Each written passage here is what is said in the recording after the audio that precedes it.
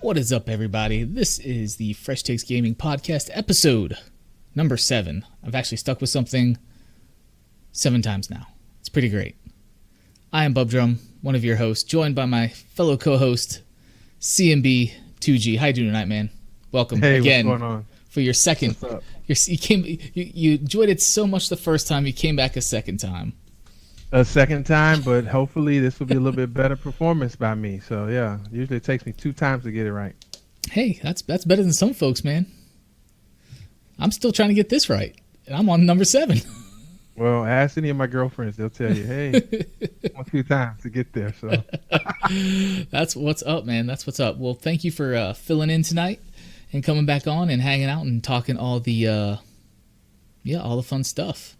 All the fun gaming, stuff, the gaming, all the fun stuff in video games, man. All the news, the buzz, the rumors, the speculations. That's what we thrive on here at FTGHQ.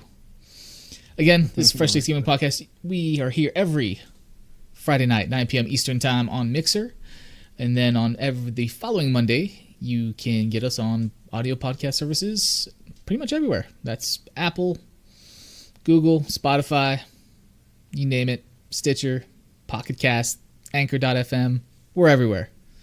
So if you can't catch us live, you can find us on the audio. And if you don't have any of those mainstream ones, I don't know what you're listening to podcasts on then, pretty much. Well, you did mention Carrier Pigeon Podcast.com. I did not mention that. I will I have to get some more carrier pigeons. I have to get some papyrus and little scrolls of the whole, make sure you cover all the your whole show. bases. I mean, I guess I need to, man. Yeah. But yeah, man, that's what's up. As always, we usually kick off with what have you been playing? I pretty much already know from the last time you're on here what you're more than likely been playing and grinding on. And there's the shirt. There's the shirt for the audio listeners. He's pulling up his Destiny 2 t-shirt so the camera and viewers can see.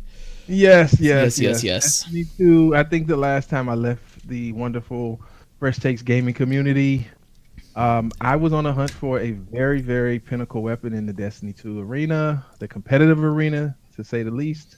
Very sweaty, but I have come out victorious with the Luna's Howl. I can now 3-tap anyone in the Crucible. Please peek. I want you to peek now. Please stick your head out. Please Tap speak. are in full effect now, so please. So yeah, that's what I've been playing. But honestly, I have to be 100% honest. I am finally feeling the burnout of Destiny 2. Oh my God. Forsaken. There's just I've reached max light on most of my characters. I'm trying to min max a little bit, but my interest is waned. I think the amount of time and dedication to get the Luna has proven to be like maybe a nail in the coffin for me for a while. Okay. I'm just tired, man. Like I played today and my heart wasn't in it, man.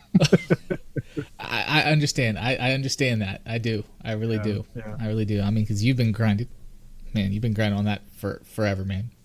Yeah, forever. Yeah, but I'm the issue now is exotics. There's a new rarity. Exotics aren't like they used to be. Like they're truly rare now. You might get an exotic a week.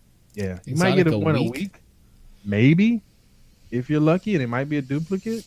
So there's still several things that I need, but there's no real true way of acquiring them. And if I don't get one, then I kind of have lost like the carrot. Right. No, I get it, man. I just never thought I'd hear you say that, man. Like the nail in the coffin for Destiny 2. Yeah. For the time being, till the next expansion or the next DLC or it's season. All in season. Yeah. Yeah. I mean, there's a quest now for the new, well, not new, but recycled content, the Thunderlord heavy machine gun, which was an exotic back in D1. Oh, yeah. I think they're bringing back that class of weapon, and there's a quest, but it's a time-gated 3-week quest, and it wasn't what most people were expecting. So it's kind of like and I finally got into the Assassin's Creed, the Google stream. Oh, you got in? That you told me. Yeah, I got in maybe that same week after we had the podcast. I got on. I got my email. I didn't fire it up until like maybe the early this week. Actually, I think I got on there and I kind of just played around with it. And Even today, I played a little bit. You see what happens when you come on this show? We got clout in the gaming industry. We have pull. They sent me mine right away, man. They sent mine right away. Said, "Oh, he's on it. Fresh Takes Gaming Podcast. Put this man to the front of the line to get in on this beta." Well, what do you think of it, man? From what you've experienced so far, I know you said you haven't dived too much into it, but honestly, just to kind of like I'm in a browser. I'm still kind of getting over the fact that I just loaded this in my browser. And that's it, man. Yeah. That's the key. Yeah, and I think the game itself is a pretty good example because I didn't play much of it. I'm still like within like the beginning missions, like the intro to the game. Right. And I'm looking at the fidelity, right? I think I have a gig download. Like File. Well, you're on that fiber, man. You got that. I have fiber, so I got a really good connection. But I mean, I can tell that it's filtered a little bit, like compression, I guess. Well, yeah. But the game itself really does shine, and it gives you enough of it to be able to. I mean, I could fully enjoy it. I really think I could. The controls, I play keyboard. I'm trying to play keyboard, so no real lag or anything. So.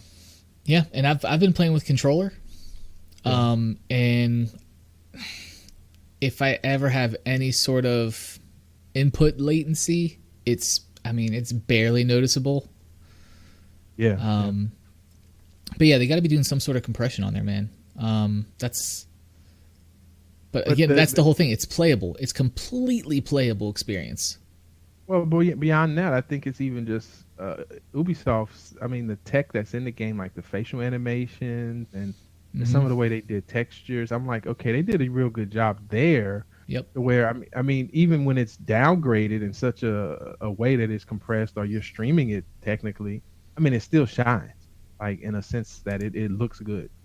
Exactly. I mean, it was soft. So you're not getting that razor sharpness, but I mean, it's definitely playable. I'm playing it on an ultra wide at 1440 on my thing, on my my rig. I think even in a window it would probably look better. Yeah, in a window for sure. But it goes full screen automatically. So. Oh, okay. See, okay, I hadn't even tried to play with it. There are no settings, and it's you can't adjust any of that. So, but yeah, I mean, it runs great. This game has captured me, man. This is, it's really. When the last time you played an Assassin's Creed? 2. Have you ever really? 2 with you back on 360. Yeah, back on 360, man. It was the last time I played Assassin's Creed. They've made so many of them now to where I've kind of got lost when I really was into it. Like they lost me somewhere when they went to America. Then they were pirates. Yeah, and then it went. I mean, I love the history of it. Like I really truly love the history of it. Like walking through Greece or walking through these places that do have some historical foundation. Like it's that church or that whatever it is, that's like a real thing. It actually exists. So to be able to walk there, I mean, it's really cool, man. Yeah. Now it is too large of a game. Like for me, I don't think I'm going to be able to play it because it just requires so much of you. What's up, Cheesy? These guys are almost twins. I don't know about all that. Hey, what? That's a compliment, man. I mean, one of us has got to be looking pretty fly then. I guess that's how I interpret it. At least. But yeah, welcome. We just catching up. CMB here got his Project Stream invite for the beta for Assassin's Creed Odyssey for that service, and kind of digging it.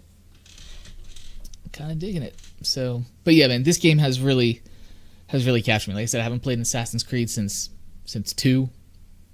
I just kind of fell off the whole franchise. I mean, I've seen the different iterations they've put out, but it's this game, and I think I'm probably 40 plus hours into it right now. I think one of the viewers might even enjoy this game quite a bit. I mean, I think a long time Assassin's Creed. Well, I know our mutual friend Shaw is a big fan of Assassin's Creed. He's so good at Assassins. He will play Destiny, and then when you're in orbit or in a lobby waiting, he's actually playing Assassins on the other machine. So that's how much that guy likes Assassins. Yeah, that's true. That's true. Yeah. But yeah, man, it's it's a game that's captured me, man, and the experience has been really good through Project Stream.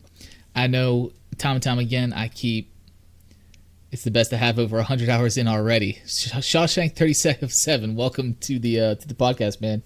So he says he has 100 hours into Assassin's Creed Odyssey. Yo, DS Cloth, thank you for the host, brother. And I can easily see why you've put that many hours into it, man. It's awesome because I'll sit there and I'll be like, okay, I got like hour or two. I'm gonna go in here, stick to the story missions, Like this is my plan.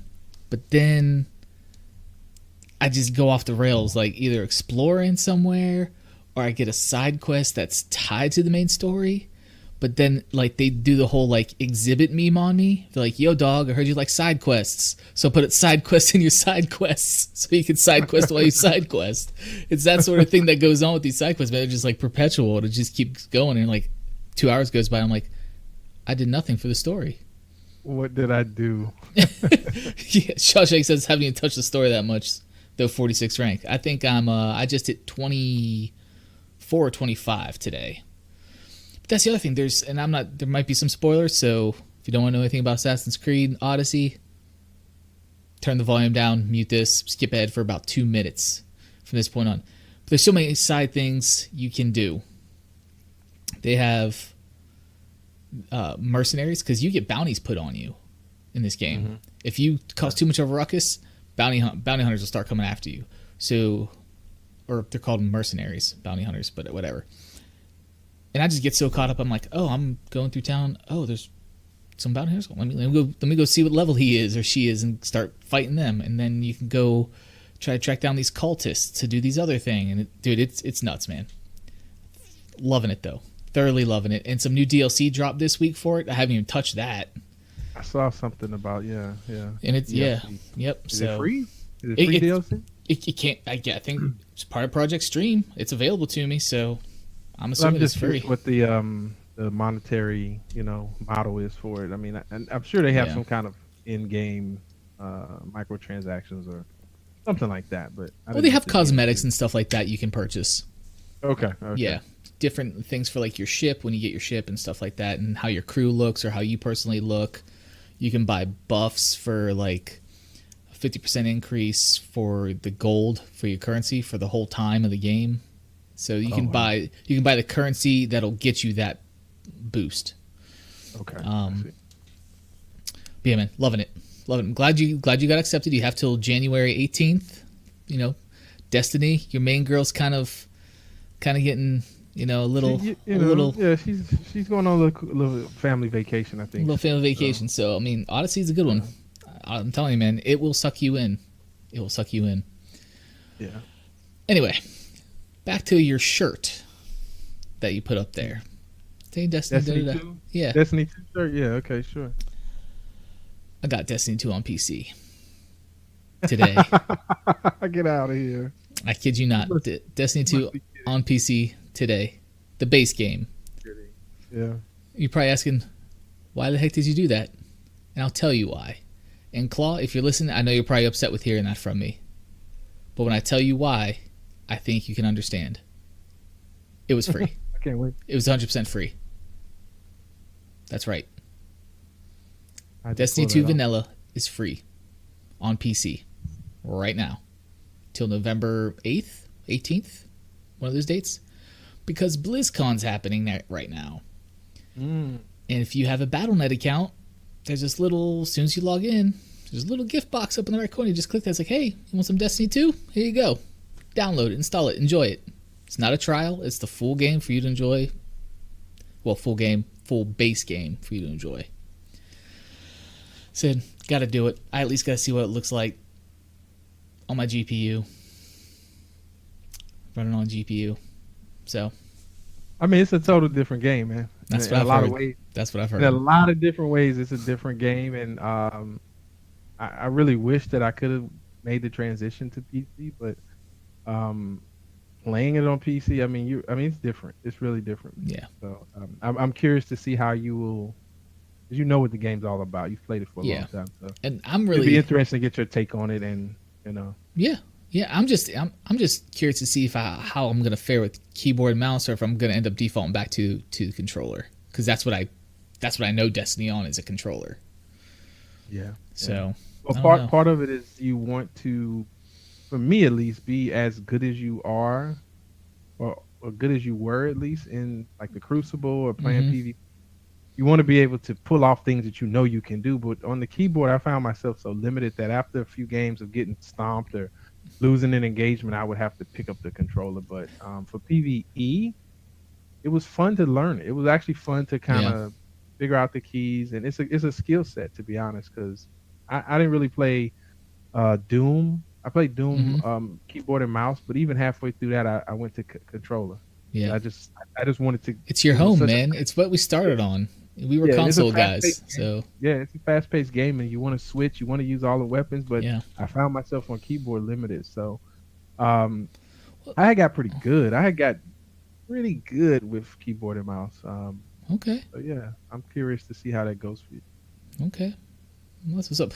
That's yeah. So I'll bring back a full report on that experience when I get to it. How I'm feeling with that. Well, how do Uh, you feel about taking the free candy just to understand that now they want you to spend $60 on some more candy? You know. See, you know exactly like I was trying to get off the topic and just keep going, but you bring me back and you're like, let's get Salty Bub in here. Let's get him in here. I just want to know how that's going to make you feel though. Like if you like get into it and your GPU is humming and you're seeing, 60 plus frames and you're Hmm. like, oh wow, this is great. Here's But the thing. Here's the thing. I know how the story ends. well, the story never ends. That's the problem because Exactly. currently No, in no, no, Destiny no. Forsaken, it never ends. It's a But that's repeating the thing. thing. But that's the thing. No, no, no, not that story. Not the story of the game. The story Oh, okay. ends to Bungie sticking their hand in everybody's pockets or trying to. I'm wise to that end game. That is their end game. Okay. No, it's not happening. It's about time I got something for free from these chumps. As much money as I've given them over the past 4, 5, 6 years. So yeah, give me a free copy of the game on another platform. Sure, I'll take it. I'm not gonna be hardcore into it. I know that. I know I'm not gonna be hard. Well, I say that now, until I see all the frames in my face. I mean, it'd be familiar, but you're not gonna want to play it again. I mean, the story you're gonna be like, I've already done this, Yeah, and it gets old really quick. I'm sure. I'm sure. But doing the things that you've already done again and again, and you know, Yeah, no. yeah, yeah. I mean, that would be another subject for another day. Cross save, Hmm. cross platform, all of that. Yeah, Cross save would be like, oh my goodness, it would be so. If I could literally just go from one to the other, yeah. Yes, take your characters that's with you, man. That'd be that's on any fantastic. game. Oh Like yeah, even if Assassin's Creed, if this thing ends in January, but I'm halfway through it, I'm like, oh man, I want to finish it. If I needed to like transfer it to another platform, it would be yeah, great to have that saved. yeah. I don't know. I don't think that's gonna happen. No, Not for a beta service. I don't think, at least. no. But yeah. Anyway, we're gonna start with some of our topics. We had a nice 20-minute plus convo intro catching up. Is that Diet Coke? That's the good stuff. That's nectar of the gods right there, man. Yeah, it's the zero, man. Oh, that's the zero. That's the best. I love Coke Zero. I love Coke Zero. Excuse me. It's the best. Yeah. I'm drinking some coffee tonight, though. Anyway, so we're gonna go on here. I'm sure you're aware that Sony is launching that PS1 Classic console, following suit like Nintendo and the Super Nintendo did, like the Mini Classic. Right. They hadn't released the full 20 game lineup until I think this week or late last week. So let's run down this list of games, see if this does anything for you. All So 20 just games. to reiterate, so this is a classic like micro console in the same vein as like the Super Nintendo and the Nintendo, the NES and the SNES that they did last couple years, right? Yes. Yep. Price tag's $100 on it. And here's what you get. You do get 2 controllers, which I thought was nice. They're actually giving you 2 controllers with it. I think that's par for the course. I mean, I think the other ones are two. They give you 2 controllers. They're wired, and then there is a little bit of aftermarket if you want to do wireless. There's some adapters Yeah. and peripherals, but they say to keep it classic, keep it wired. But Yeah. I don't buy it. I don't want a wired one. Okay. Yeah, I'm with you on that. I'm a wireless guy myself, but Let's go through these games, see if this does anything for you. Battle Arena Toshinden, Cool Borders 2, Destruction Derby, Final Fantasy VII, Grand Theft Auto, Intelligent Cube, Jumping Flash. Hold on. Now, before you go too far, okay, because this list is kind of extensive. Let's talk about a couple of these. So far, Final Fantasy VII. Yep. Grand Theft Auto. Okay, these are some pretty, I guess, big titles. Yeah. But where the heck is Final Fantasy VII? Like the remake that's been promised for like 8 years. But anyway. Yeah. Cool Borders, I can't remember. Is that like waveboarding or is that skateboarding? I can't remember that. I can't remember what that is either. Some of these I can't even remember even playing. Yeah. Okay. Well, keep going. Intelligent Cube, I think I already said that. Jumping Flash, Metal Gear Solid, Mr. Driller, Oddworld Abe's Odyssey, Rayman. So there's two. There's two there. Rayman, I would say Metal Gear Solid. I'm interested in Mr. Driller. Is this supposed to be on this console? I don't know, man. I mean, I've never heard of that. Mr. Driller? Yeah, I don't know. Probably a classic. It's a classic, probably, Japanese game. It may be. Chat, have y'all ever played Mr. Driller for the PS1? Let us know in chat. But yeah, Oddworld, Abe's Odyssey, Rayman, both good games. Metal Gear Solid, good game. Continuing on, Resident Evil Director's Cut, Revelations Persona, Ridge Racer Type 4, Super Puzzle Fighter 2 Turbo, Siphon Filter, Tekken 3, Tom Clancy's Rainbow Six, Twisted Metal, and Wild Arms. Give me a second here. I'm trying to just hit my time machine to take me back to like 1990 or something. I don't know, because you're taking it back to some classics. They are. And I mean, while I think these things are great, and I think Nintendo does a great job at it because we grew. That was the beginning for a lot of us. Yeah. Like our age. And I guess this is the next. Like these PS1 games. None of these are something that I mean, Tekken 3. Yeah, I remember. Tekken 3 was good. Tekken 3, I mean, even today, I have a box with Tekken 3 is actually pretty cool. But I have a SNES, the classic one, and I literally played it for 2 hours. Really? I was going to ask you if you had any of the classic systems.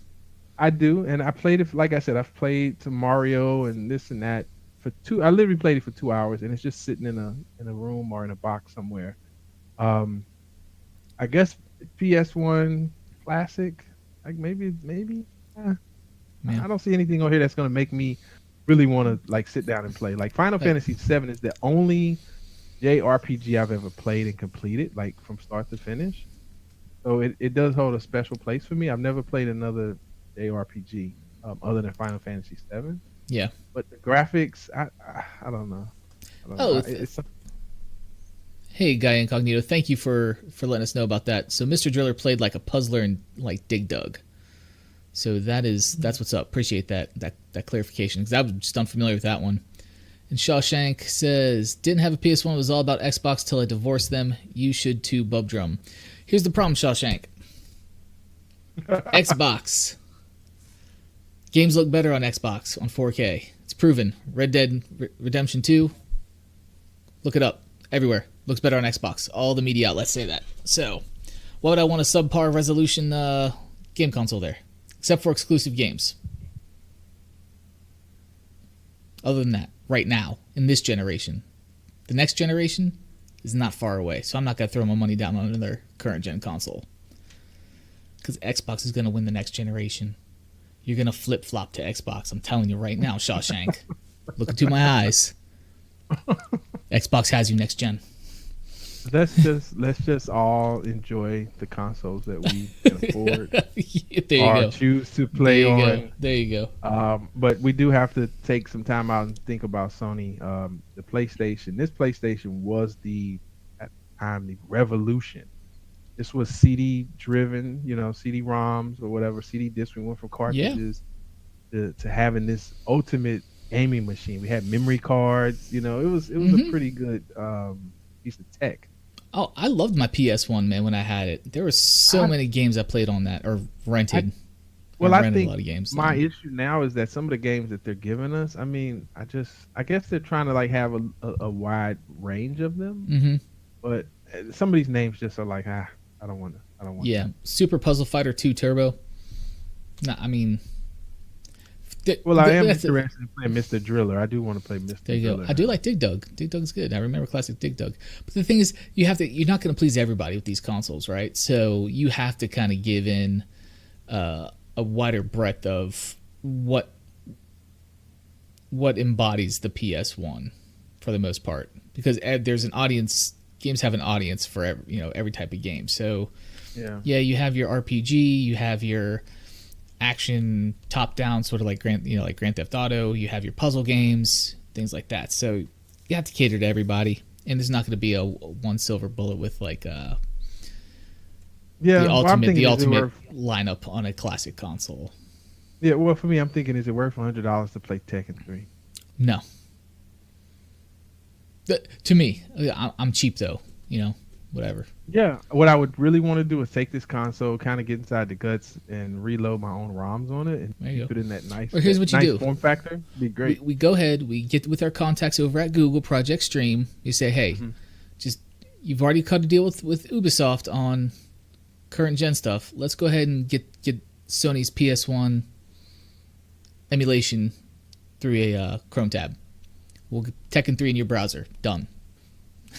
Well, I think this is a nice little stocking stuffer. I mean, if you want to get your kids a classic console that they'll make fun of, this isn't Fortnite, But you can give a kid 20 games for $99. I think that's a pretty good deal. And I think Xbox, they do a pretty good job with like keeping their game kind of backwards compatible. Yeah. But literally for me, I'm a graphics whore. I got to be honest. I love seeing textures and graphics. I can't go back to these games. Even though the stories are like great, it's like, oh, this was a great game. No, it's because of the nostalgia. It's because of my memories of what I was doing at the time. It's not the game at this point for me. Yeah. Yeah. So when I go back and I start playing, I'm like, dude, this looks terrible. I can't play it. So, your pixel elitism comes out. Exactly. On all the pixels. Yeah. But yeah, I feel you on that. For me, this is not a buy for me. Unfortunately, yeah, it's not a buy for me. Not $100. Yeah. So anyway, moving on. Lots of stuff with EA. Lots of stuff about EA this week. So EA has commented or announced that they are working on their own cloud gaming service. Much like Project Stream or Microsoft Project Xstream. This is coming from Variety.com. So the publisher, Electronic Arts, during its E3 press conference. I'm just trying to get the quote here. Yeah, it's pretty early, right? It's yeah. pretty early. Yeah, as consumers, watching movies, watching TV, listening to music, reading books has never been easier, and we believe that disruption is going to have a profound impact on our industry in the next few years. This is a quote from EA, CEO of EA, Andrew Wilson. Once the service launches, Wilson promised people will be able to play anywhere at any time. While the technology isn't full market prime time yet, he said it's promise of what EA hopes to bring to gamers in the future. Okay, so they're looking ahead. We'll see. And they've also announced something, because they have Origin, right? They have their own EA Origin Access thing for PC, which they have a Origin Access Premier, which is $14.99 a month, and it's doing the EA releases day and date available to you, like Microsoft's Game Pass, like the Microsoft Studios titles, day and date on release. You get them. They're doing the same thing. So all the new Maddens, the FIFAs, Battlefields, Anthem, all included with that. So, interesting. It seems like this is everything I'm reading, man. Just this is the way it's going. Well, yeah, I mean it's something that's been happening for a while. I mean the infrastructure has to be there. You have to have the bandwidth, and Hmm. you got 4G LTE is pretty saturated. I mean you already have some gigabit LTE out there. So Yeah. just thinking about the connectivity that we have with these devices, and even like we were talking earlier about the new iPads. I mean these things are super Yeah. powerful, um, in a very like I mean portable and I mean it's convergence. You know what I mean? Hmm. Where phone, tablet, computer, it's all the same to us now.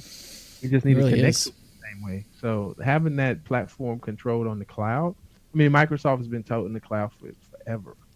And I think about when Yeah. the the Xbox One initially was coming out, and they were like, "We're going digital licenses. You're going to be able to trade games. The license to your game just." I was like, "This is great. I love it." Yeah. But then the backlash came. They were like, "Well, oh, how do you share a game with someone?" And Sony came out with the little stupid thing. Oh, you just give their friend the game, right? Yeah. I hated it because I was like, they are basically dumbing it down when Microsoft was already thinking forward to all of this, cloud computing using these Yeah. servers to Yo, go thanks for the offline. follow, Swallow My Kids. Appreciate it. Swallow, what's up, my Swallow My man? How you Kids. doing? Yeah, what a name. What a What a name. name. Oh my god. So, yeah, so the cloud, I think EA, they're positioning, but what I'm concerned is that the landscape that we understand today, the big players in hardware is Hmm. Microsoft, Sony, Nintendo, right? You've got your big publishers, right? But if you can start these different cloud services, Yeah. so let's just look at Netflix, right? Look at everybody now who has their own streaming service. Disney is coming out with a streaming service soon, and they're going to start pulling some of their stuff just so you have to have Disney if you're going to watch this stuff. Oh yeah. We may get to a point where we're not really concerned about a $300 or $400 console, but we will be spending quite a bit of money in fees, monthly fees, maybe. Hey, I like EA Yeah. games. I need $15 here. I like Microsoft games. That's another 20 or $15 or whatever. And then when Sony Yep. decides to do it, I mean, just think about it now. I mean, games are already kind of getting away from just being a game. It's a service. Excuse me. Yeah. You know what I mean? It's more of a service. It's a live game, like Destiny. If you don't pay the $40 every 3 or 4 months, you're gonna fall behind, and you're no longer playing Destiny. You're playing a old version of it, right? So, I'm kind of concerned, in a sense, you Yeah. know. And here's the thing, like going back to your point about Assassin's Creed Odyssey, you don't want to get too invested in it because you only got till January 18th, right? Right? And they're pulling the Okay, rug from under pull right the when rug I'm from under getting you, into it. right? Well, with Yeah. these services, what's to keep them from, you've invested hours upon hours in a particular game, and they're like, oh, we're not going to have that in our library anymore, and they just pull it, and now Yeah. similar to Netflix. I mean, Netflix does it all the time. They've dropped Luke Cage recently. They've dropped Iron Fist. They're probably going to drop Daredevil and Jessica Jones after next seasons are over. But you become invested in something, a piece of content that they exclusively offer, and Mhm. now it's not there for you to What are you gonna do, do right? anymore. I'm just exactly what are you going to do? There's nothing you can do. But pay the moolah, walk it over. Yeah. So So, I mean, and for me, we think about games like something almost at one point it was physical. You kind of owned it. You used to display it in the case and had, mm-hmm. like, oh, look at all my games. And then you started trading them in the GameStop, right? You didn't really Yep. keep them anymore. So they Yep. became disposable. Um, and now I haven't really bought a physical game in a while. I normally just get digital. The last physical game I bought was Destiny 2 when that dropped. Yeah, I've, Yeah. I've gone digital now, man. I haven't bought I don't know, Oh, I'm all Titanfall. digital, man. I'm all digital. I think Titanfall 2 is one I have that's physical, but so yeah, I think that the future is going to be different to where you're going to have a license Hmm. and that's it. Blockchain. It'll be yeah, blockchain. It'll be interesting to see how it's going to work out. That's how you're gonna. Uh, That's how you're gonna trade games yeah, as we digitally go through forward. Yeah, blockchain. yeah, but I did see that like investment groups and just the market is starting to look at Microsoft's Game Pass. They're like really Oh Game yeah, Pass. yeah. Yeah, It's Game they're Pass. kind of interested in how that's gonna move the market. Yep. Absolutely. I did see something, a blurb on one of the websites I go to about that earlier this week. They're like, okay, they're really starting, really taking notice of that, that service and that model now. So good for Microsoft. Because even if you look at like Epic Games for Fortnite, I mean, you're really dealing with their client directly. Yeah. And that's kind of how they were able to get around like being locked into one ecosystem. Mm-hmm. So everybody's kind of, branching off into their own channel. I'm curious to see how that's going to work. I still love hardware. I love hardware. I love when a new console comes out. I love a new controller. I just love the new technology, man. So if that's kind of going to, maybe we'll see another couple of generations of hardware, but it's going to be like, dude, you just need a special browser now. Just get the browser and boom, you're in. Yeah. I know. All right, so we're gonna move on. It's so we talked about EA there and their cloud service. Speaking of EA, some Anthem gameplay footage dropped from Paris Games Week this week. Did you see it? Did you watch it? I watched a little bit of it. Didn't catch all of it. It was kind of a longer video, so it was a long one, and it had some cringe moments in it where there was some cringiness. Yeah, there's some cringiness. The guy seemed like he wanted to kind of keep it on the rails, but they were like, no, do this. We want to see these, we want you to do stuff. Loot that box right there. So it was interesting to see, but I mean, I just don't think I'm seeing enough from Anthem right now that's like making me say, oh my God, this is so great. Because I mean, that experience exists in a few other games. Let's just say Destiny, let's say Division. And I mean, look there's at a few of them. Yeah, this to me looked like a more open world version of Evolve. I don't know if you remember that game. Yeah. And that's except you're a mech suit or something like that. I mean, graphically, I could see, it's going to look great. I know that just from what I saw there, like the particle effects and stuff. And it wasn't even a high res video that I was watching. Well, what gets me is how open the world looks. Like when they start panning out and flying, right? Looks seems really open and like you can just do it. It seems really like vast. Yeah, which that does make an impression on me. Like, okay, this world may be fun to explore, right? But then again, I mean, we've come to expect kind of what it's doing. Like, okay, you've got some specials, you got a super move, you got the different mechs or javelins as they call them, where you have kind of like different classes or subclasses, whatever. I'm gonna get it. I'm gonna definitely play this game, but as I'm seeing it, it just doesn't seem like there's anything that's like, wow, oh my God, I like it. I love it. I'm really hoping they provide some sort of demo. That's what I think. Like, especially now with so many games coming, like just constantly coming out on a consistent basis that are just all of them are just vying for your dollar. Right. It's really hard for a gamer to make a really good decision on where they should put their money on what games, because everybody's all about the hype. The hype machine is real with every developer in every game. They'll make you want to purchase a game from trailers and supposed leaks that they've probably done themselves. But that's why I'm a big proponent of game demos, man. If you want me to spend my money, let me play a sliver of your game to make that decision. Well, it's interesting you say something about demos. Did you? And I know this isn't really one of our topics this evening, but did you touch the beta, BETA, of Fallout 76? I have not. You didn't touch it. Did you? No. I'm not a big Fallout fan. Neither am I. I'm not a big Fallout fan. I definitely keep my eyes on the posts, and I mean, from what I've seen, the outlets that I go to for like reviews and opinions, they aren't really. They're still kind of like, what is this game? Right. So, like you said, you want to know what it is, but for some developers, it backfires. Where now, if you really understand what you're getting, maybe people won't like it because the hype is not there. It's the real. So that maybe I think you see less demos now. You see betas to stress test, but Anthem, a new IP, I don't know. I don't know if it's a demo, man. I really don't know. But honestly, for me, I just need to. I need something that's going to invest me into it, and I can't help but compare it to like Warframe That's Right. what it kind of. It looks like a AAA, full pay, Mm-hmm. fully supported Warframe.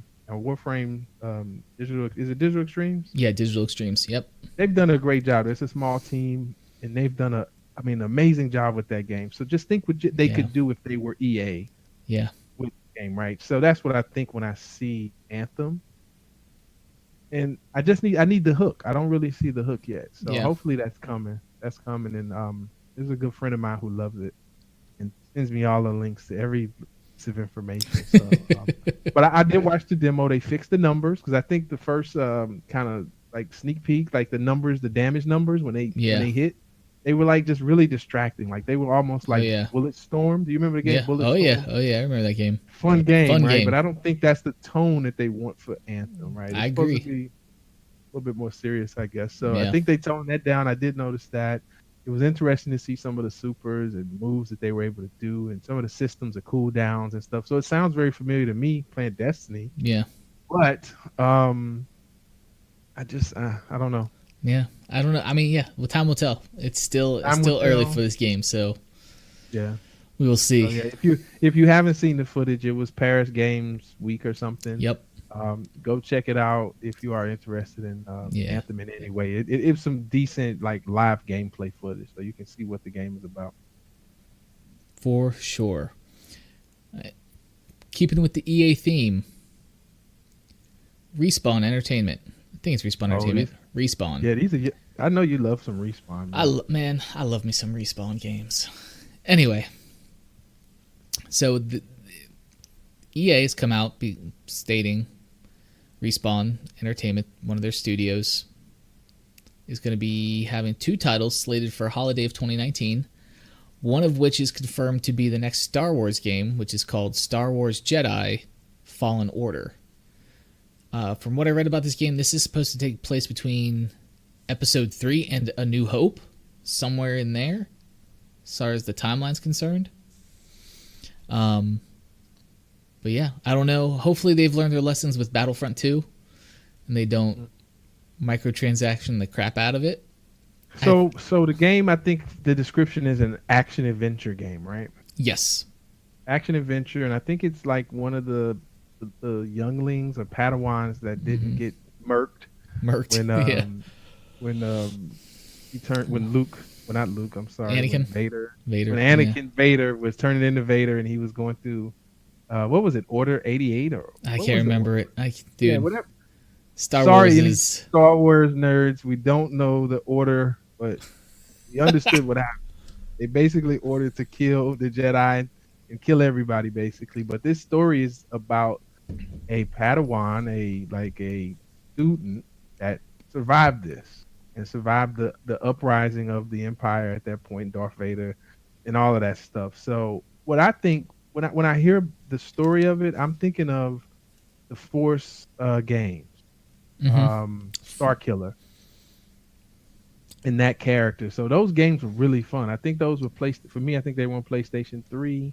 But you had force powers, you could like chain different things. You could do a lot, and it was an action game. Yep. So what I'm hoping to see is something like that. Maybe something along the lines of God of War, kind of like that type. That'd be nice. Third person action adventure, man. So I'm kind of excited about it. Not so much Star Wars as a franchise right now. I'm kind of like, I'm not sure how I feel about Star Wars, but I would really like to see a good Star Wars game. We haven't had one in a while. True that. I agree with that, man. And then, hopefully this is true. The second game is rumored to be Titanfall 3. I love me some Titanfall. Do I ever love me some Titanfall? I can only hope that is the case, because I would buy that in a heartbeat. I loved Titanfall 1 and 2. So how do you feel about Titanfall, Buck? I love it. It's the best. I think this may sound like a new romance. I love Titanfall, man. Like, when did this happen? When did you fall for this thing? Let's go back to the summer of 2018. Right. I knew about Titanfall. Had the first Titanfall when it came out. Loved it, but it was missing that one thing for me. a story. Yeah. Of course, you can go in there and read about lore of the different, whatever's factions, if you will. But Titanfall was great. I mean, it played great, looked great, awesome. But there was no real hook to like, okay, I'm invested in this game. This is the original Titanfall. The original Titanfall. Okay, gotcha. Titanfall 2 came out, much to its own dismay, or EA's dismay, because of when they decided to release it, was right smacked in between two other huge giant games. Battlefield, right? And Battlefield and Call of Duty. Yeah, that's what I thought. Two other FPSs that have huge followings. Why would you do that? Anyway, so they pretty much sent their own product out to die by releasing it like in between those two others in that window. So it didn't garner much attention from me at the time because there's Call of Duty, there was Battlefield, It's just really weird because I played the heck out of this game. I love this game from when it arrived. I bought a physical copy of Titanfall 2, and I really liked it. I liked the story. The PvP was right up my alley, but it really, like you said, it just didn't grab enough people's attention, man. Yeah. It was really good. But you've more recently, yes, got your hands on it, right? I got my hands on it. Here's the deal. I think it was June or July. Microsoft was running their Xbox Summer Game Sale. Cool. Lots of stuff went on sale. 25, 50, whatever, different percentages off. I look at the list, what they're having on sale. I see Titanfall 2 Ultimate Edition. So that included like any of the DLC stuff. That included a bunch of like double XP boosters, everything like that. All of my kids says $3. $3. I got it for $6. $6, okay. Technically free because I use my Microsoft points. Works for me. Microsoft points converted to an Xbox gift card, free, done. This man loves a deal. Is that why you love the game, because of the deal you got? So or is it the actual part of it, I full disclosure, part of it probably has to do with the fact that I only spent, technically would have been $6, right? Okay. Let's take that out of the equation. But this also, hold on. This also will explain your angst towards a different game that you spent over $100-something on, because you equate the dollars to the enjoyment. Okay, I got it. Keep going. Right. So, entertainment per dollar, Titanfall's off the charts right now. Titanfall 2 just blows everything out of the water. Destroys it. So, Titanfall 2 added the story mode. I played through the campaign. Awesome campaign. Loved it. It's fantastic. Did that first. Hopped into multiplayer. Multiplayer at first, it was rough for me. It was a rough go because it was a much different pace.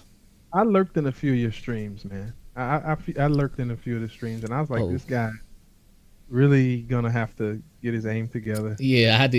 It was because I was playing such a slower paced game called Destiny 2. The movement in that game. Yeah, the mobility in Titanfall 2 is off the charts, man. So it is a big adjustment when you're used to being a floaty warlock. So it's much different pace. And it's because the servers are still alive and kicking, at least on Xbox side of things, because I still play it at least once a week, if not longer. Yeah, I played it, and I think I ran through the story because it did have a decent story this time. Yeah. The adventure with you kind of in BT. Yeah, like getting like a relationship or like a bond with your mech. Machine. Yeah, with your mech. And then you really start seeing how deep some of the systems were, like the different mechs, and it was like a rock paper scissors situation where you can go light and fast, but this guy's a tank. Mm-hmm. So he doesn't have great mobility, and that trifecta of picking and kind of figure out your play style, it allowed you to do a lot. And if you didn't like the mech, you could get out and you could slay on foot, man. Yeah. So Titanfall is one of those games I hope continues to make right decisions, maybe choose a better window, man. I mean, it's like you said earlier, it's a lot of games coming out, and it's a lot of hype behind games like Battlefield and Call of Duty. Even though they're still perennial like favorites, Mm-hmm. they're losing a little bit of wind, man. So they need something else to come in and Yep. kind of vitalize the FPS, because Yeah. I'm worried about Battlefield, to be honest. Battlefield 5. Yeah, we'll see. Yeah. I can understand that worry. I can understand that worry. But yeah, man. So I'm super hyped. If this is true, I really hope they release Titanfall 3. I love Titanfall 2. Anyway, going back to my love, Titanfall 2 started this past summer. I've been playing it pretty much on a relatively consistent basis since then, and I've gotten much better since when I first started. I almost stopped playing the multiplayer because I'm just like, I just couldn't get used to it. Are you any good at it by now? Because I'm at least more often than not top 3 on the team, on my team every time. I was gonna say, it does matter to enjoy a multiplayer game like that, is if you can grasp it and compete. Oh yeah, I'm competing now, so yeah. Okay.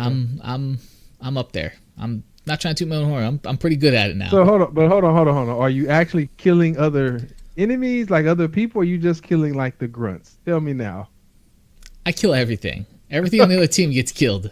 All right. Okay. Pilots, I just want to make sure grunts, you're not, like, doesn't you're matter. going on a 20 kill streak, but it's all grunts. Okay. Oh my gosh, what a joke! What a joke! This guy. I just want to make sure, Bub. That's all. I'm going on a bot spree. But no, I mean, the game is amazing so far as the weapons. And, I mean, it does require some twitch reflexes, and It does. But there's some good moments, man. There yeah, can be some really good moments in that game. What I like is the build out systems, man. Like the classes, Yeah. like you can, like I think you have like 10 slots to customize stuff, and it's just, I still, I kind of found like 2 or 3 things I really liked, and just kind of made slight variations of their loadouts, and that was it, man. I just stick with those things. I haven't branched out even further than that. No need to. Yeah. Yeah, it seems kind of arcadey, but then you start realizing how deep it is. So those loadouts can come in handy, because if the other team is running a certain build or a certain thing, there's a counter to it. There is a counter. It's got to kind of play around with it. But I didn't get to play it that much, man, because none of my friends on PlayStation really got into it. Yeah, that's why I need to be on Xbox, man. Well, I have Xbox. It, but the Xbox is... yeah. Xbox. Mm-hmm. What a guy. Mm-hmm. What a guy. And there's so yeah, Titanfall 3. Let's hope. Fingers crossed. Swallow Kid says dead. Dead. Oh God. I will say though that everybody has said Red Dead Redemption plays substantially better on the Xbox One X. And I think GameStop was doing like a deal where you trade in an Xbox One, and I think you could get a new one for like $200 or something like that. I almost thought about it for a second, then I said, well, I'm not going to play Red Dead though. Yeah, Red Dead's not another for game. me. I'm going to get lost in it, just like Assassin's Creed, to be honest. Yeah, that's why I mean, I'm like, Assassin's Creed's enough of a game as far as like the amount of hours it's going to consume. Yeah. So, and I would hope that it comes to PC. I have an Xbox. It does. Shaw comes in here throwing shade, cable man. box. It works great. Yeah. Shawshank 37. Oh my gosh, this guy. The jokes. This guy. How's that? Yeah. Let's talk about those PSN name changes real quick. What a cluster that's gonna be. If you ever need to change something, that's been available on Xbox since when? Many years. I don't know if that's ever coming. They said it's coming, but I don't know when it's. Hold on. Follow My Kids says he can't wait for the name changes. I mean, what are you going to change your name to, man? I mean, the name you have is pretty ridiculous already. I'm changing mine to 420XXX no scope 420XXX. So many thoughts. Okay. Oh my God! Please do not bring that name back. I would like to bring one of my old Halo names. It wasn't really my gamer tag, but Buck Nasty. I remember Buck Nasty was the best. I love Buck Nasty, man. That's when teabagging was teabagging. Oh man, that's when it started. The Halo names, man. I remember some of my Halo names too. Oh man, poop drop. Flexibility. Yeah, exactly. Oh man, you get so stupid with that stuff. I couldn't believe I had that. Oh God. Yeah. I can't believe somebody has a name Swallow My Kids. I mean, yeah, that's true. But here's the funny part: is Swallow My Kids 35. So I think the 35 means like 35 kids. I mean, I don't know. Yeah. Maybe. Anyway. Anyway. Yeah, Anyway, so, and the other thing coming from Respawn is a possible VR title that they've been working on since like 2017 or something like that. So now that Respawn got bought by EA, right? yes, Or assimilated, right? And I think part of the yeah, concern was that they were going to shutter them and take the talent, right? yep, With their IP, but they're going to keep at least one more run for them to see if they can turn out a hit. exactly. Let's hope. Okay. Let's hope. I Well, will be on the if Titanfall 3 bandwagon for sure. Star Wars Jedi Fallen Order. I would like to see what that's going to be about. The only other game that Star Wars that I really missed was it was almost like a squad shooter. Like it was stormtroopers or clones, and you could like send commands. It was co-op, but you had a squad of 4, and you could actually send commands, like go secure this area, or it was different, like 4 different commands. But it was a really fun paced game. But I think that was the last time that there was a Star Wars game that wasn't Battlefront or that was actually enjoyable for me as a shooter. So if they can mix that with some of the Force games, I gotta really find the name of those Force games. There was one called The Force Awakens.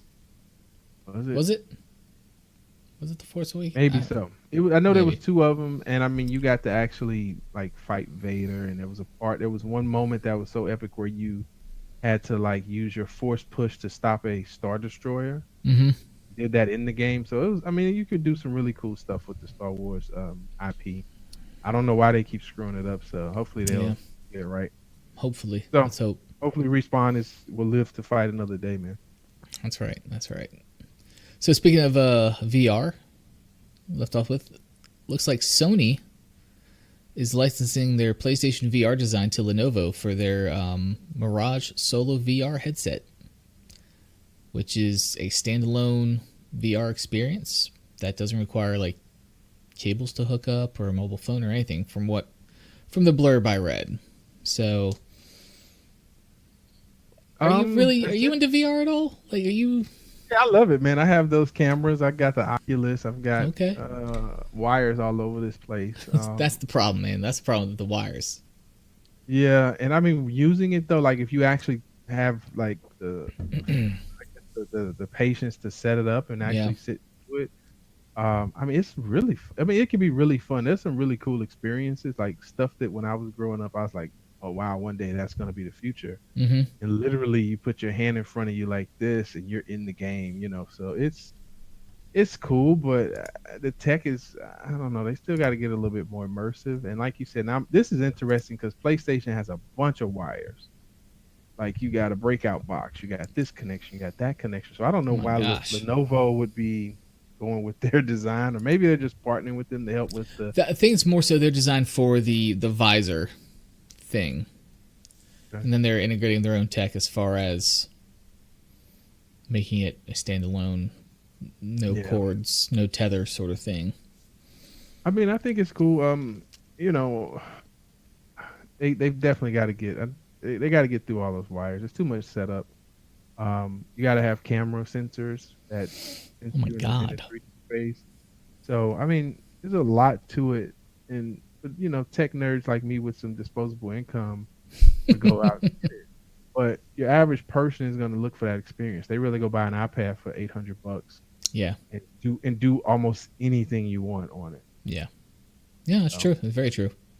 So yeah, I'm curious to see that. I'll have to maybe keep my eye on what Lenovo is doing, because I know there's a few people that are working on headsets still, but augmented reality is kind of, I think, the next real push, because I think there's more applications for that.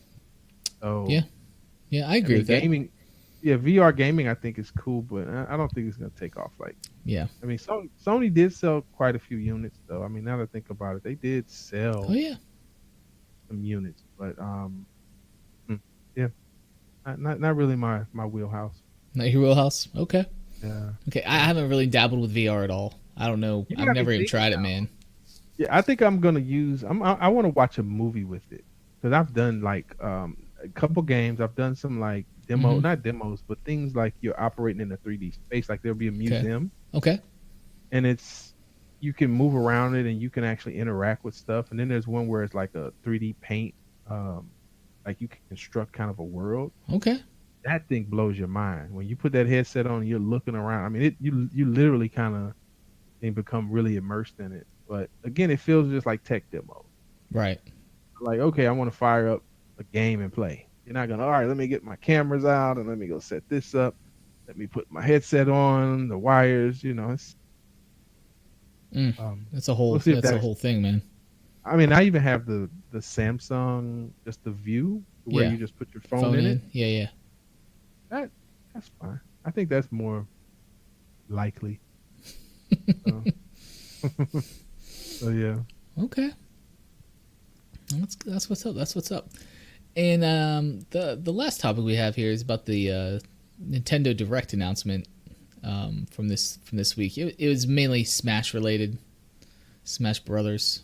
That's all of the last few ones have been about. Smash. They announced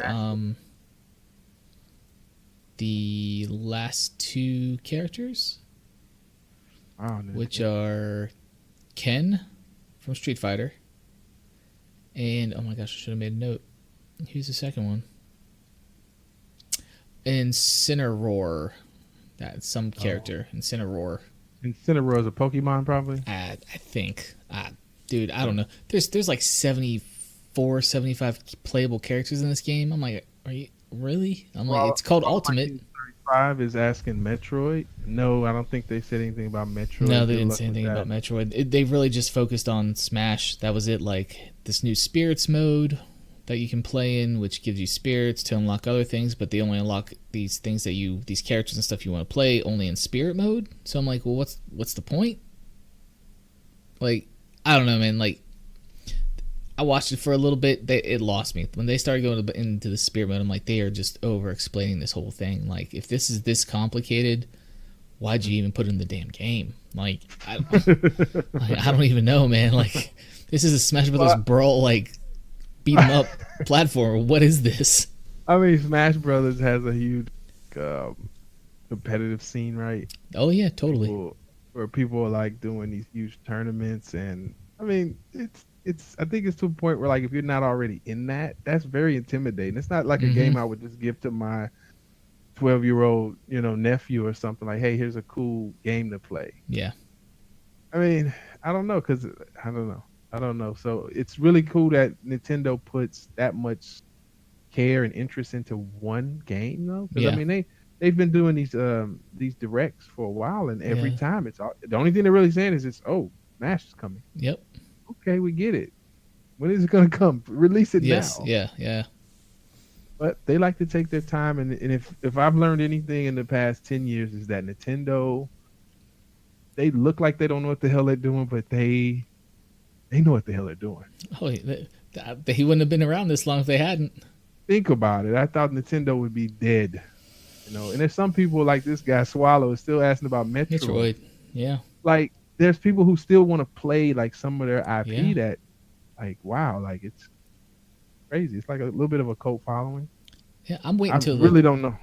I don't have a Switch. I want one, but I think we're too close to another iteration of the Switch coming out for me to purchase one now. So I'll wait. Well, if you like a deal, I mean, this would be if the price drops. Yeah. You can either get a price drop, maybe a factory refurb, maybe somebody who's selling it that has a people who love to have the newest. Oh yeah. It's always a market in there too to get one at a good price. Mm-hmm. When the new one comes out, everybody's going to put theirs up on the sale. So, I own one the first week they came out, and I just wasn't a fan of Zelda, and I was a little bit self-conscious of just carrying it around. Like, am I really that guy that has to game that much? Am I gaming? That was like their whole commercials. Remember that? Like, everybody's like, oh, hey, we're in the coffee shop on our Switches, or we're on the train on our Switches. I mean, we're already on our phones enough, so I just thought about it. I said, man, am I really going to be out with my bro? And we're out somewhere, and I pull out this Switch, like, all right, I'm playing my game. Let's do this. Let's Fortnite. Let's squad up. Yeah, so, yeah. I mean, I do like it. And I think even in the house, I could hang out on the couch with her and play my game. But Nintendo, so there's not much on there. I really. Oh, but they getting all the big titles now, though, man. They getting Diablo 3. They got Doom. Warframe's coming out for it. Oh, really? Okay. Yeah, they got Fortnite now, obviously. But yeah, man. Yeah, well, if I can catch one on a nice little deal, I Yeah, would. I mean, and when I say a nice deal, I'm talking about sub $200. that's where I'm at with it. Talking Yeah, about a real good deal. sub two So, hundo. but here's the problem: we're talking about sub 200, but some of these devices, like phones, like the OnePlus 6T just came out, and then we got the Hmm. iPhones and all these other devices. Man, the prices of stuff are just going crazy. Like they want you to spend $1,000 on a phone now. Ridiculous. So when I think about it, a Nintendo Switch for 200 is that's really cheap. Really. Here's what I'm saying, man. I don't buy phones new anymore. I don't buy the latest hotness. Okay, I'm so cheap. I go 2 generations back when I buy a phone. Okay. Got the original Pixel XL like a month ago. Okay. You know what? It's a great phone. It does what I need it to do. Has all the apps I need to get. Why? Why am I paying for anything else? Has quick charge, USB-C. It's current. What else do I need, man? I don't know, but I mean, apparently $189. there's a market for $1,000 phones. So Man. I mean, just talking about the gaming, I'm like, okay, is 250 or whatever the Switch is now new, 30 or 240 or whatever, is that really expensive? Yeah. Because for a phone, I mean, phones are pretty fast and advanced, and they can do a lot more than a Switch probably can. But still, Yeah. they're just raising the prices of them. It's ridiculous. Yeah, no, it is. And that's why Microsoft's going to come out with the Scarlet, $99, stream all your games, and just smatter and crush the industry. It's going to happen. Heed my words. And Sony, the Sony pony boys are going to be back there like, where are you at, Sony? Why can't we stream games wherever we want to or wherever we're at with the $99 box? So it's like, well, we don't got the infrastructure. Microsoft got Azure all over the world. That's true. We're going to have to rent Azure space from Microsoft to give you what you want. That is true. That is true. I mean, Sony definitely is. I mean, the Japanese, it's weird. I lived in Japan for a couple years, and how advanced on one hand they were, but also how kind of behind the times they were as well. Like What? Swallow says hating on. I'm hating because they are so behind on certain things, and it doesn't make any sense for them being like the winner of this console generation. That certain simple things they don't have. It just baffles my mind, like being able to change your gamer tag. I think your list. I think your list stops there, though, Bub. I mean, what else? What else? You can't trophies. You cannot see the progress of your trophies for games on there. Like how many you have of what to get the next trophy in a game. Okay, trophies. If you like achievements and stuff, hey, if you're an achievement hunter, man, trophies. I mean, come on now. Small things. You're reaching there a little bit, but I what ain't else? reaching, man. I ain't reaching. What else is Sony really lacking behind that Microsoft is doing so well? What Microsoft is doing so well is man. that exactly. There services. You go. There you go. That's the future. It's been proven now. Services. So Microsoft is a service company, and also they what is Sony? Sony is a hardware company. Right. And they need to transition into a service company if they need to survive. The next generation. I think they're doing pretty well now. I think I said next generation. That was the caveat. Well, no, what I'm saying is that they've stuffed the coffers. They've stuffed the war chest. I think they'll be fine. Now, if they make a misstep here, because I do feel like the way that Nintendo did like the Wii, nobody really saw it coming. We didn't know what it was, but it changed the industry for the next 4 or 5 years. Sony was trying to do a little something with the little wands. Microsoft put a lot of money in the Kinect tech. They did. And it all kind of flopped for them because they spent a lot of money. But this next generation, I think, with the cloud and these services and things like that, if Sony doesn't position it right, or any of them, if any of them misstep on this generation, I think it could be huge. But at the end of the day, guess what? Both of them are good. All three of them are good. All of them exactly. Exactly. I'm only hating on Sony just to stir the pot. You know deep down the exclusive games, like I want to play God of War. I want to play Last of Us. There are exclusive games on there. I want to play Horizon Zero Dawn. Those are games I haven't got to experience because they're exclusive to Sony. I don't have that console.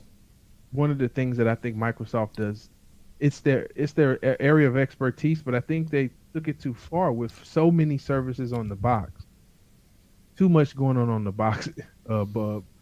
The party chat is kind of a that right there by itself sometimes is infuriating. There's too many options. You go into a Sony menu, there's three options. One, two, three. Simple. You go into Microsoft thing, it's like, okay, did I hit the wrong button? Why can't you hear me? And then I mean, it's too much. And then the dashboard is changing every 5 seconds. I mean, every 2 weeks the new dashboard. I think they need to simplify it. It's a gaming machine that can do some services. That's what Sony's philosophy was. It's a gaming machine, and then over time they made it to now. Of course, you can stream stuff or you can use Spotify and all of that stuff. So I think Microsoft's position with Game Pass strong is really Sony doesn't have anything like that right now. Hmm. Um, Also, the works with Windows, the cross-platform type stuff. The Play Anywhere titles. Yep. Play Anywhere titles. Game Pass. The backwards compatibility stuff. The adaptive controller for those that have any sort of handicaps. Where Sony ain't doing that. Now, I will say that. I would definitely say that. Now, I love scuff controllers, right? I bought 2 or 3 of these freaking stupid scuff controllers. Design Studio. I bought the brand new scuff controller, right? It's crap. I returned it immediately. Crap. The Xbox controller, the Elite controller, is a piece of work. It's beautiful. It is a meticulously crafted piece of work. This thing is sturdy. This thing is sturdy. Yeah, it feels good, man. Look at this thing, man. This thing is amazing. Let's hold right? him up. Let's hold him up. Look at that.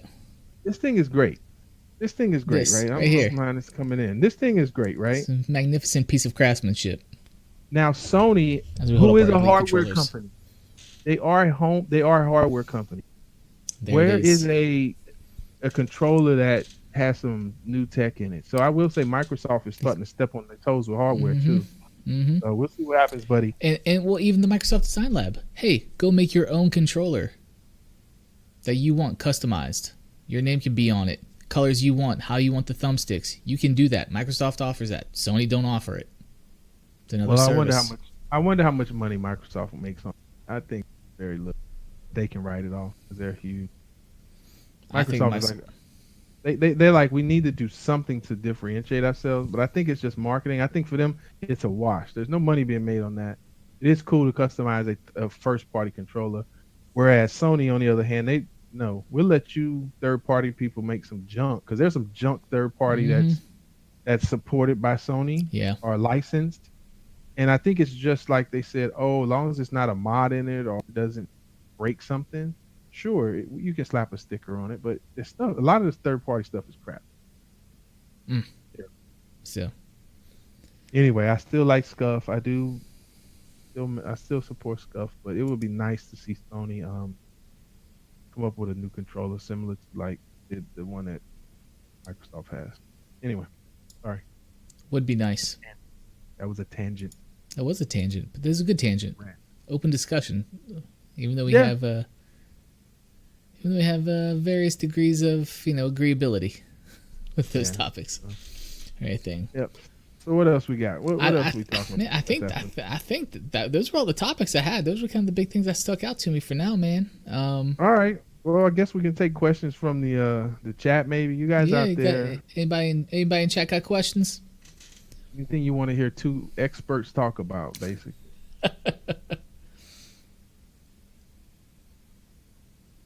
Don't be shy, guys. One thing I did want to ask you about is, we mentioned it was Red Dead, right? Yeah. So I hear it's a beautiful game. I heard it's very clunky, though. I've heard that too. Rockstar seems to be able to curate these worlds that are just like so detailed.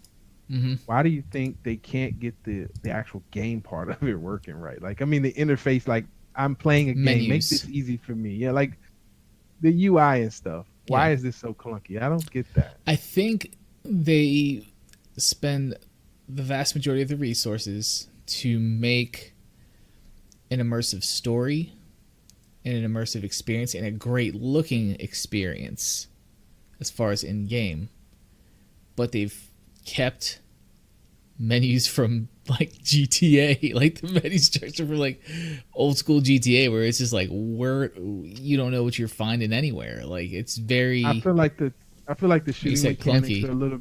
Yeah, the shooting mechanics feel kind of GTA, off. just like GTA Yeah, has. the GTA has this huge cult like thing, man. Like there's people that are doing like it's not even playing a game. Like they actually have like characters. Like I don't know if you've Mm-hmm. ever caught any of those streams where, No, I haven't caught any of those, but I know it's a dude, it's huge like thing, man. It is. It is huge. it's almost like a second life type of situation where people in the game they're like, I am this character, and there's Okay. like huge communities of people. Like they did a huge wedding, and I was just amazed by the fact that the game just supported like that way of, I guess, interfacing. Like it's not what they intended. It's supposed to be shoot 'em up, do heists, drive cars, whatever. Mm-hmm. So So Long Kid says GameSpot gave it like an 8.1 out of 10. I think it's going to be a winner. Red Dead. And like everybody I talk to say it's hours upon hours of content, and it looks beautiful, and it looks even more beautiful on the Xbox One X. That is not my anecdotal information. That is what I've read online. There are multiple stories confirming this. They've done side by side screen caps. Go search for it. You'll see the true winner, at least with Red Dead. this is true. This is true. And this is probably the first title. I mean, there's probably already some titles that were better, but this is a big one. Mm-hmm. And this is one that is hit. I think it's definitely shoulders above but you're gonna get on a pro. Mm-hmm. But I mean, if you release something in 2017 and somebody releases something in 2018, obviously 2018 is gonna look better. Yep. So whatever. I love graphics, so I would like graphics. I would like an X, but you know, for Red Dead, no. So, but 8.1. But what I'm concerned about is what's going to happen with this. I don't know if next week or maybe a couple weeks before I'm back on the podcast, but this Fallout 76. I believe that this game is going to. It's either going to do one or two things. It's going to like people are going to start burning them in the street. Is like this the LeBron fresh take? jerseys. Is this the official fresh take?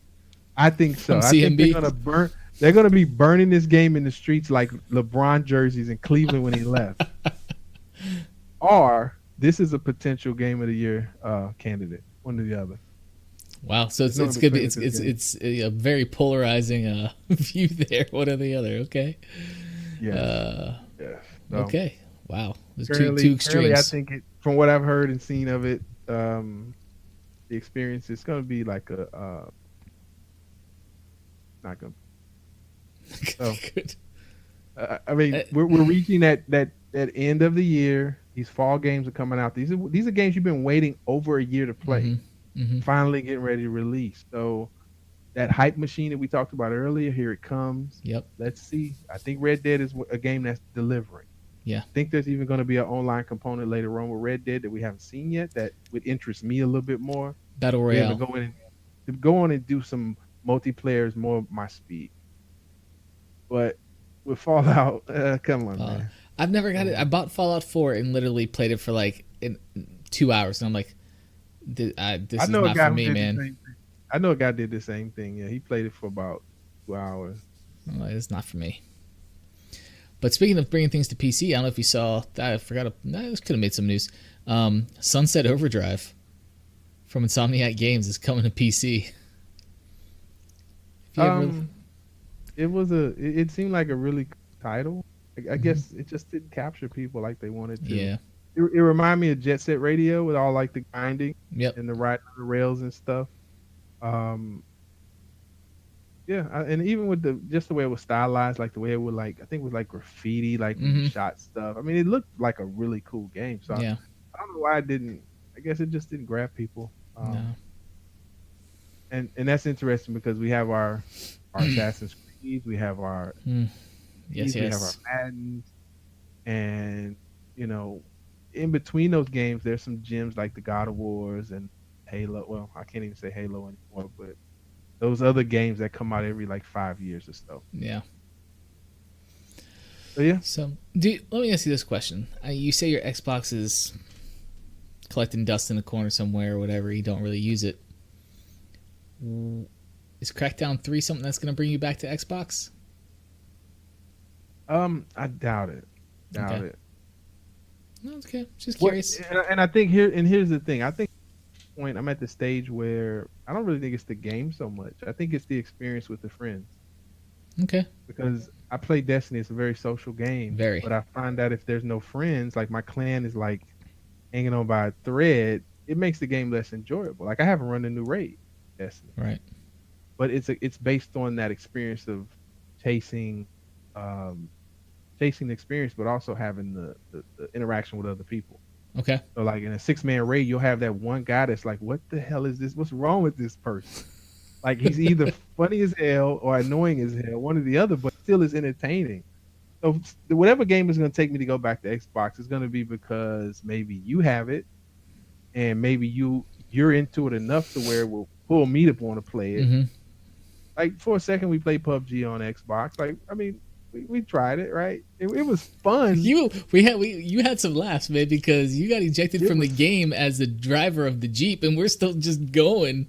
It was fun. Rolled over 3 times. Fun moment. There was a few fun moments just from playing it. So honestly, Xbox, PlayStation, period. I think it just comes down to what I've built friendship wise, and most people they went with PlayStation, man. Like I think maybe you. If I went back to Xbox, it's you and maybe one other person that I consider as a friend. So that's rough.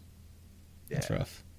So Crackdown, depending on how good it is, right? I might jump back on it to play with you. Okay. So, all right. But the only thing that's going to pull me back into an Xbox controller like all the time would be the new Halo Infinite, something like that. Yes. It's got to be something like that that's going to bring me back to Xbox, and that's the only reason why I still here is for a game like Halo or maybe something else. There's something else out there. Gears, yeah, I like the Gears. The last one, it's more because graphics. Gears is always that like pinnacle of graphics, man. It's always great. That way. Smaller kids keep saying PC. I mean, but then when you say right. PC, Gears on PC, and here we go with the Microsoft the Pros. I was able to just download it games anywhere. I downloaded it, and now I got it on PC, and I'm like, what the heck? I honestly want to play it again because of the graphics. It looks so great. Oh yeah, I played it on PC. It looks fantastic on there. Yeah. So. Yeah. And then games like Dead by Daylight, which follow my kids. I need to get that, man. I need to pick that up, man. He's talking about it. He's keeping that game alive, but it is one of those kind of relaxing games. You can just hang out. Relaxing. With some friends, man. Yeah, you just hang out with your friends, and here's the thing: you aren't concerned about pinpoint accuracy in that game. Okay. You're concerned about your positioning and who you're fighting against and what kind of stuff like that. But technically, there's only a couple buttons you use to play the game. Like there's 2 buttons. Really? Yeah, it's like you're doing an action. You might be sprinting, but it's not a game that requires you to like have like these super crazy reflexes. Okay. Omnipresent like awareness. Yeah. It's fun. So that's why I think Dead by Daylight is Dead by Daylight. And that'd be considered a survival horror multiplayer type game. Yeah. It's kind of unique in that arena, I guess. I don't think I think of any other game that's like it the way it's set up. It's simple and it can be repetitive, but since there's all these little perks and counters and all of these things, like kind of like we talked about Titanfall. Yeah. It does become like a little bit of a rock paper scissors. Okay. Yeah. That's what's up, man. The survivor horror genre, huge genre. A lot of people love it. I recently saw, and I don't know if I posted it or not, but I recently saw this. What's it? Doom 2 mod called Total Chaos. That basically, I'm verifying. I downloaded and installed it. I haven't played it yet. This Doom 2 Total Chaos mod brings pure horror to the game. So it basically takes Doom 2, reskin. I mean, graphically it looks amazing, and turns it into a survival horror game. It's like a completely redone game. It's crazy. Okay, so it's not that you have to have Doom 2 and then get the mod, or is it a product? No, there's a whole package you can download directly from the developer of it, because it includes what they call GZ Doom 2, which is like an extract of it or something like that they package together. But dude, like, it looks amazing. It looks really good. Well, the last horror game I think I played was the Resident Evil. I think Swallow My Kids would be able to correct me. That one, so far as it being a There's horror, a link to it. That was actually a really fun game. But I may check this out.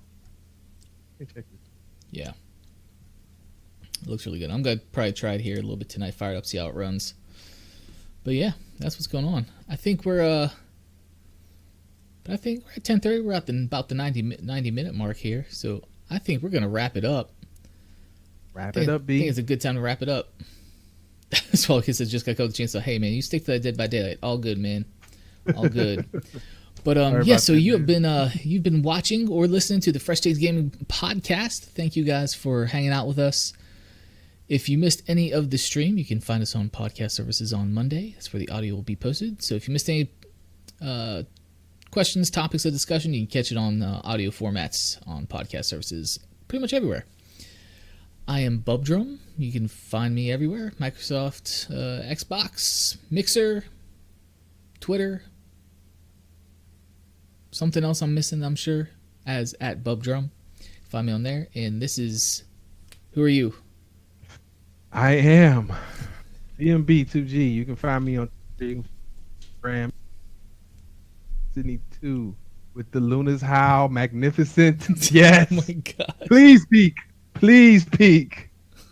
But anyway, thanks for listening, guys. I really appreciate it. Thanks. Yes, and again, this is Fresh Takes Gaming. You can also follow Fresh Takes Gaming at Fresh Takes Pod on Twitter.